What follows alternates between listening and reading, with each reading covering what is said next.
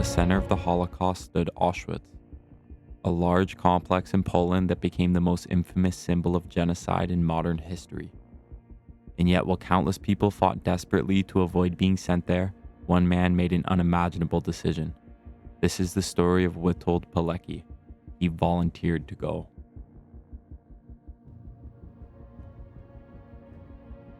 In September of 1939, Poland was erased.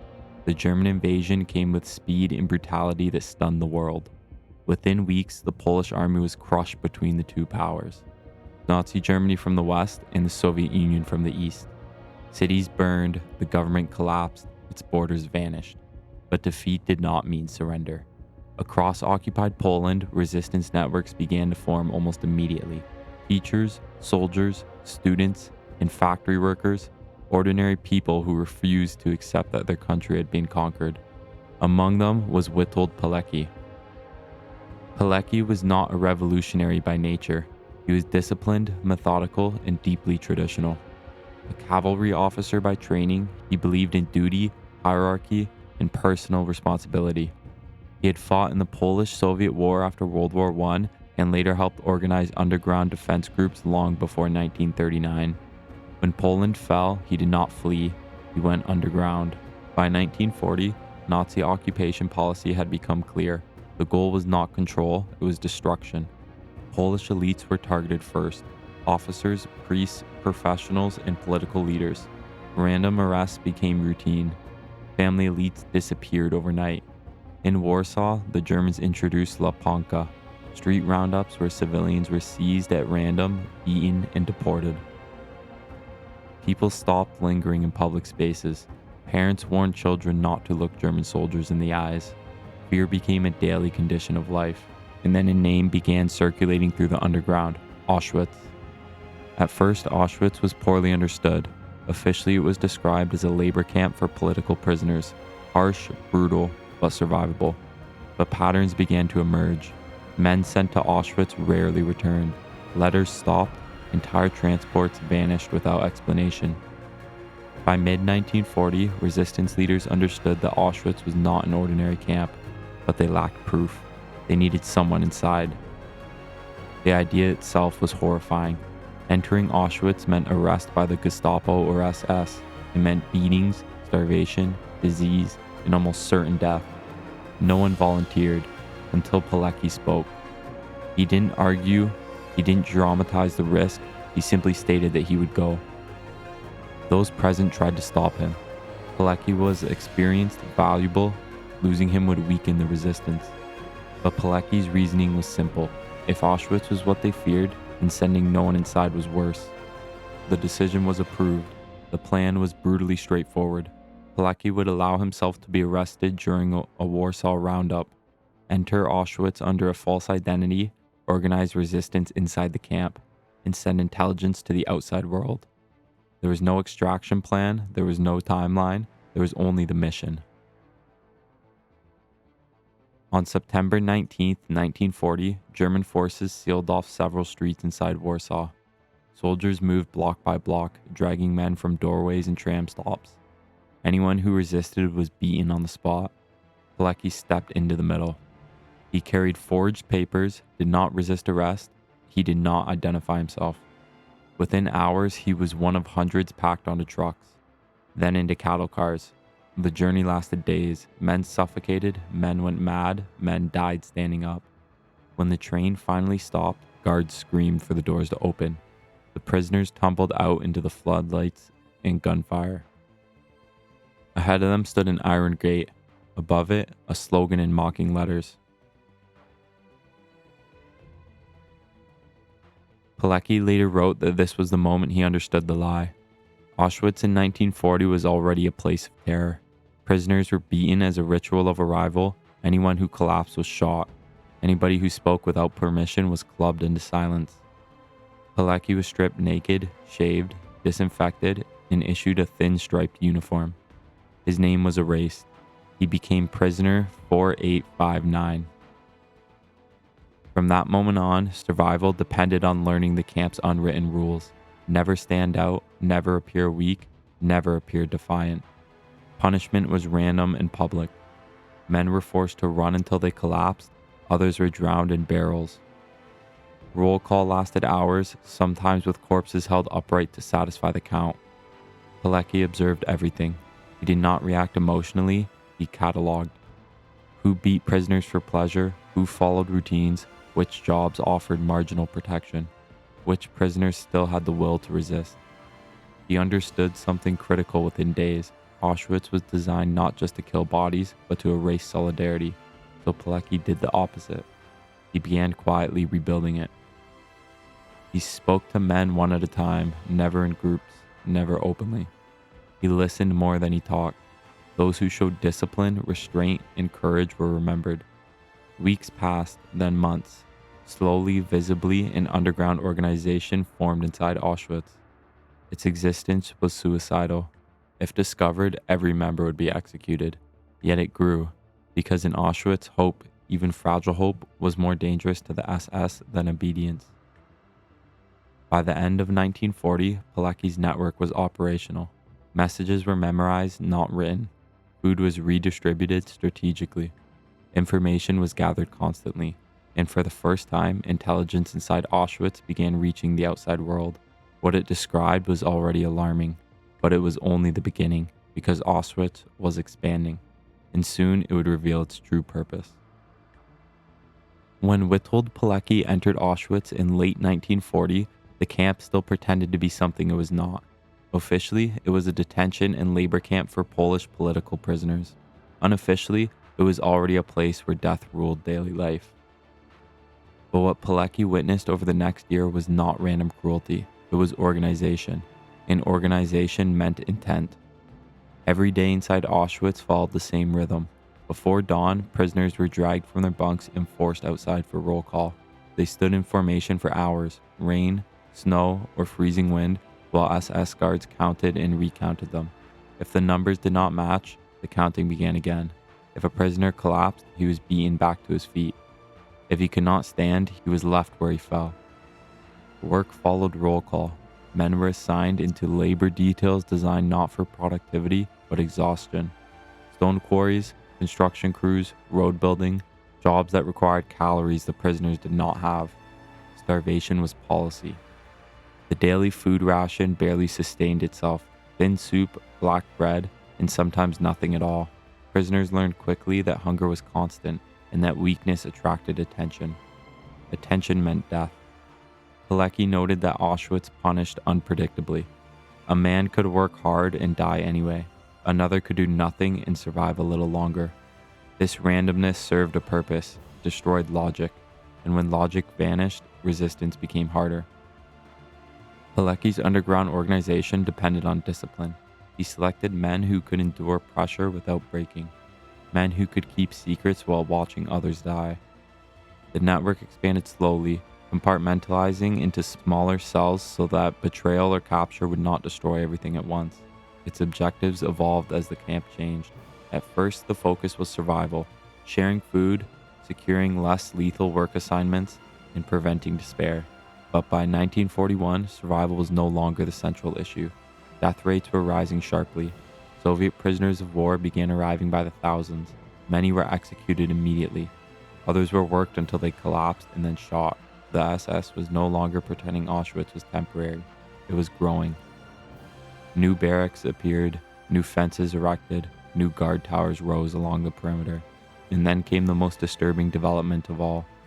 Prisoners began disappearing in groups, not individuals beaten to death, not men collapsing from exhaustion, entire transports. At first, rumors circulated quickly. Prisoners whispered about sealed rooms, about chemicals, and about people who entered buildings and never came out. Pilecki treated these rumors cautiously. Fear traveled faster than truth inside Auschwitz. But soon, evidence followed. He observed SS behavior change. Guards no longer treated prisoners as a labor force. They treated them as inventory. By late 1941, Pilecki understood that Auschwitz was no longer evolving towards mass murder.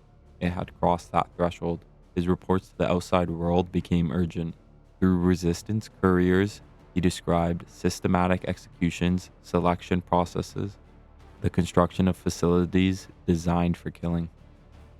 He reported numbers, How many arrived? How many survived this week? How many vanished overnight? By 1942, the reality was undeniable. Auschwitz had become a center of extermination, and Pilecki was one of the first people on Earth to fully grasp what that meant. Inside the camp, the resistance faced a terrible dilemma. An uprising had already been discussed in theory, but now it was becoming irrelevant. The SS could kill faster than prisoners could organize. Even if prisoners seized weapons, they would be overwhelmed within hours. Pilecki calculated the odds coldly. An internal revolt without external support would not save lives. It would only speed up the killing. So the mission shifted again. If Auschwitz could not be destroyed from within, then its existence had to be forced into the open. The world had to know. By mid-1942, Pilecki's intelligence reached the Polish government in exile in London. From there, it was shared with British officials. The information was horrifying and unprecedented. Never before had a modern state organized mass murder on this scale. The response was hesitation, not because officials were indifferent, but because the implications were unthinkable. Bombing rail lines meant diverting resources from the war effort. Attacking camps risked killing prisoners. Accepting the reports meant accepting moral responsibility. And so discussion replaced action. From inside Auschwitz, that delay meant death. As transports increased, Pilecki's underground network began to weaken. Members were discovered and executed, disease spread uncontrollably, and food shortages worsened. By early 1943, Pilecki reached the conclusion he had resisted for months. Remaining inside Auschwitz no longer served the mission. He had gathered the evidence, he had sent the reports, now someone had to leave the camp alive and speak with authority. Someone who could not be dismissed as a rumor, someone who had seen it all, that someone was him. Planning an escape from Auschwitz was nearly impossible. The camp was ringed with electrified fences, guard towers, and patrols. Escape attempts were punished collectively. If one man fled, 10 others might die. Pilecki knew that escaping meant abandoning the men he had sworn to protect. But he also knew that staying meant eventual execution in silence. So quietly, carefully, he began preparing, studying guard schedules, watching patrol routes, waiting for a weakness. Because after nearly 3 years inside the camp, Witold Pilecki was preparing to do what almost no one had ever done: escape Auschwitz.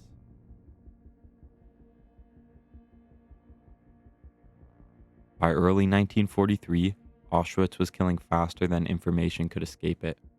Deportation trains arrived daily. Entire families vanished within hours. Smoke rose consistently from behind the fences, and the SS no longer attempted to hide what the camp had become. For Witold Pilecki, the realization was devastating, but clear. Staying inside Auschwitz would no longer save lives. The resistance network he had built was being dismantled piece by piece. Arrests increased, informers were rewarded, random executions intensified. Pilecki understood that his survival had reached its limit.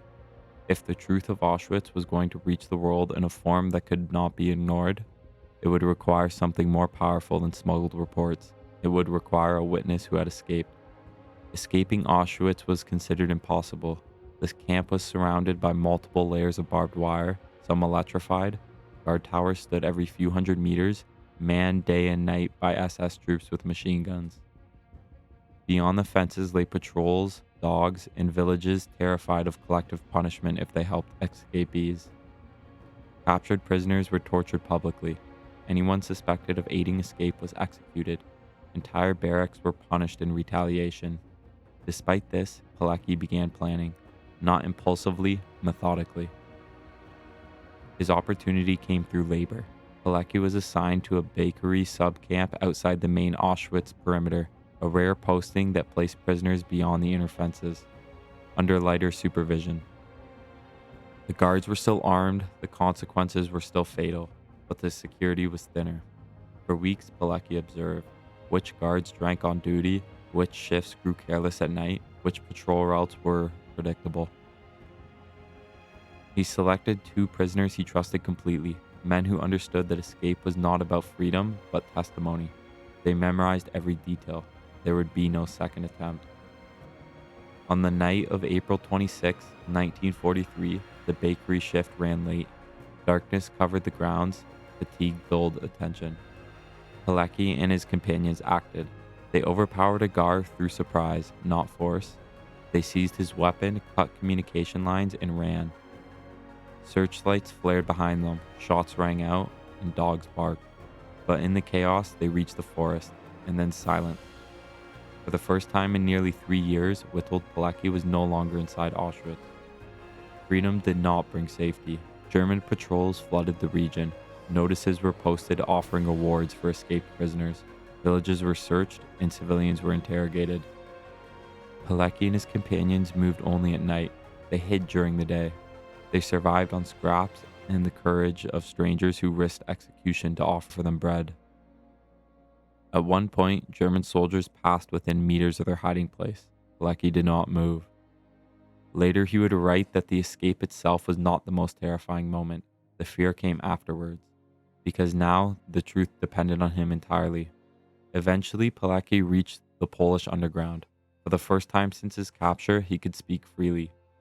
What he described stunned and even hardened resistance fighters. Auschwitz was not a labor camp. It was not a prison. It was an extermination system.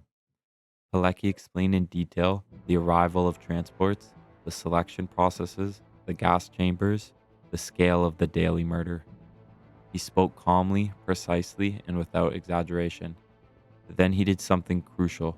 He wrote it all down. The document that followed, later known as the Pilecki Report, was one of the earliest and most comprehensive eyewitness accounts of the Holocaust. It outlined the structure and operation of Auschwitz, the use of poison gas, the psychological destruction of prisoners, the impossibility of survival without intervention. Most importantly, it contained a plea. Pilecki urged the Allies to act. Bomb the rail lines leading to the camp. Support an uprising from the air. He argued that even limited action could save tens of thousands of lives. The report was sent west, to London, to Allied intelligence, to governments capable of changing history. The response was devastating. There was no immediate action.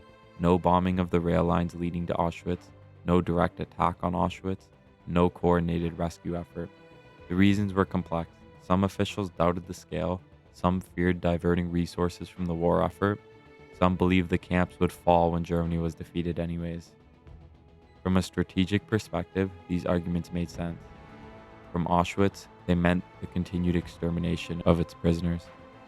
Pilecki did not allow bitterness to consume him. He had not escaped Auschwitz to retreat into safety. He returned to the resistance.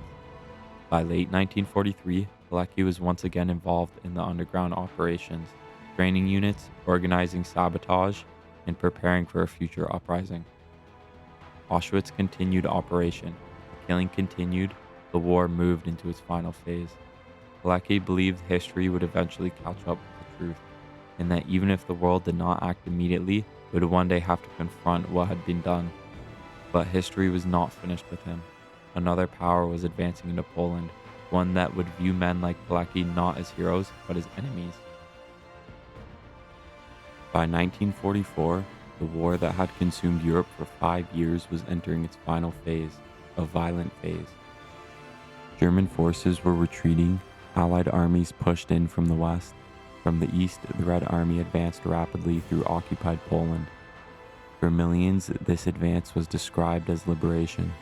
For Witold Pilecki, it was something far more complicated. After escaping Auschwitz, Pilecki returned immediately to underground resistance work. His knowledge, experience, and discipline made him invaluable. He trained fighters, planned sabotage, and prepared for what many believed would be Poland's moment of rebirth. The plan was bold and desperate. As German forces weakened, the Polish resistance would rise up, seize control of major cities, and re-establish a sovereign Polish government before Soviet forces could impose their own authority. This effort would culminate in Warsaw. In August 1944, the Home Army launched the Warsaw Uprising. What followed was one of the most brutal urban battles of the entire war. Civilians joined fighters in the streets, barricades were built from rubble, teenagers carried messages through sniper fire. Entire districts became battlegrounds. Pilecki fought openly now. No false names, no secrecy, and no escape routes. He commanded units, defended positions, and watched the city he loved collapse around him. German forces responded with overwhelming violence.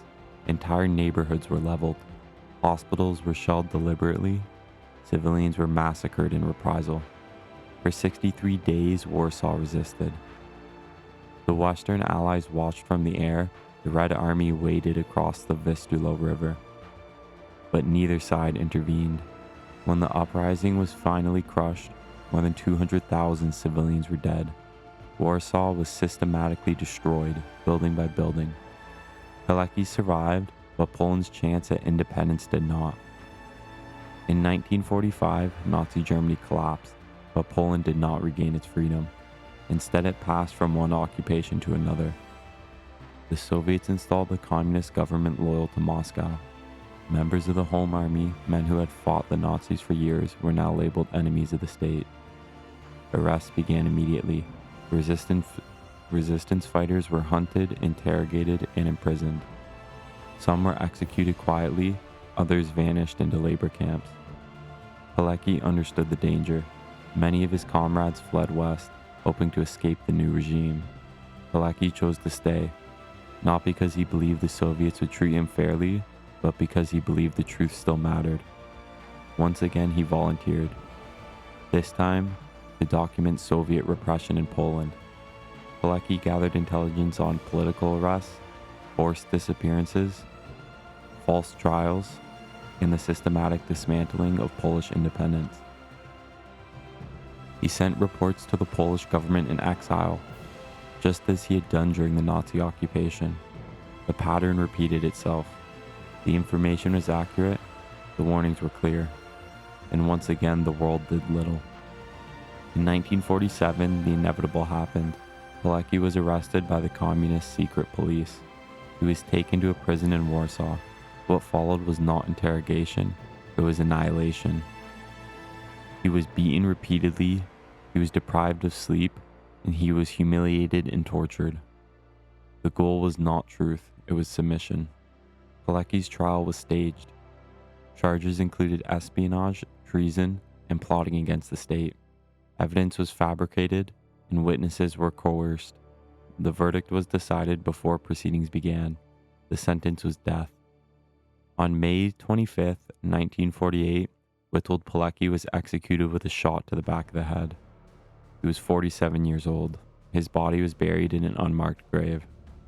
To this day, its exact location remains unknown. The man who had volunteered for Auschwitz and had survived a Nazi extermination camp did not survive. When the gunshot ended Witold Pilecki's life in May 1948, violence did not stop. It simply changed form. The new Polish communist state understood something essential. Killing a man was not enough. His memory had to be destroyed. Pilecki's execution was classified.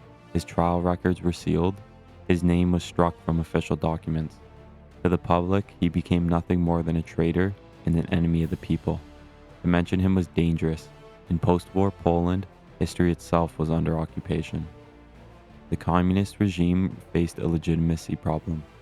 It ruled in the name of liberation, yet it had arrived on Soviet tanks and remained through fear. Men like Pilecki, who had fought the Nazis independently and refused to submit to Moscow, represented a threat more dangerous than an armed rebellion. They proved an uncomfortable truth, that Poland had resisted both powers, so the state rewrote that past. Schoolbooks described the Red Army as the sole liberators. Independent resistance groups were minimized or demonized. The Home Army was portrayed as criminals, reckless, or irrelevant. Pilecki's name was omitted entirely. It was as if he had never existed. For his family, the punishment continued quietly. His wife was monitored, his children were denied opportunities, the label of enemy followed them everywhere. They were not told where his body was buried, they were not allowed to mourn publicly. In communist Poland, grief itself could be interpreted as dissent. Meanwhile, the documents that might have restored his name were scattered or buried. Some of his reports were locked away in Polish archives under layers of classification. Others existed only in fragments. Carbon copies hidden in drawers, references burned in foreign intelligence files. The Auschwitz reports, written by a man who had willingly entered the camp, remained largely unknown, not because they were doubted, but because acknowledging them raised uncomfortable questions. Why were the warnings not acted upon? Why did the killing continue uninterrupted? Who bore responsibility for hesitation? Silence was much easier. Decades passed, the Stalinist terror faded, but censorship remained. Poland lived under a controlled version of history, one where the past had been simplified, flattened, and stripped of all moral complexity. Heroes were selected carefully, villains were defined conveniently, men like Pilecki did not fit. He had fought the Nazis without being a communist, he had resisted the Soviets without being a fascist. He refused to belong into any system that demanded obedience over truth. It was not until the 1980s, as communist control weakened, that cracks began to appear. Independent historians started asking forbidden questions.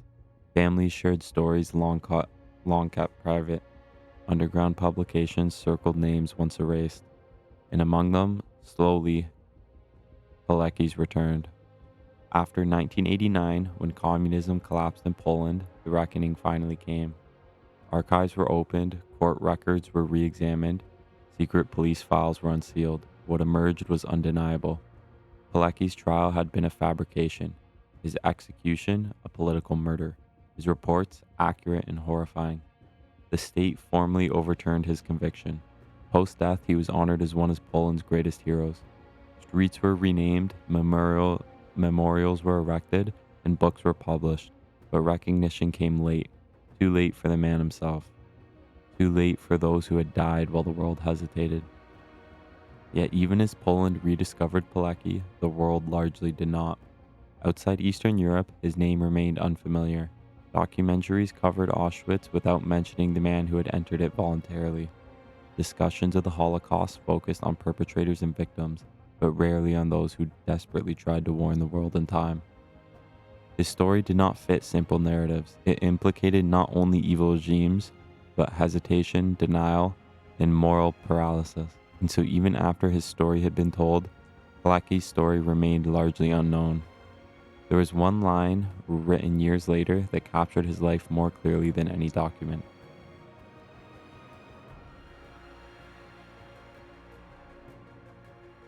Those words were not a boast, they were a standard. Pilecki did not believe that he would win, he believed he had to act anyway.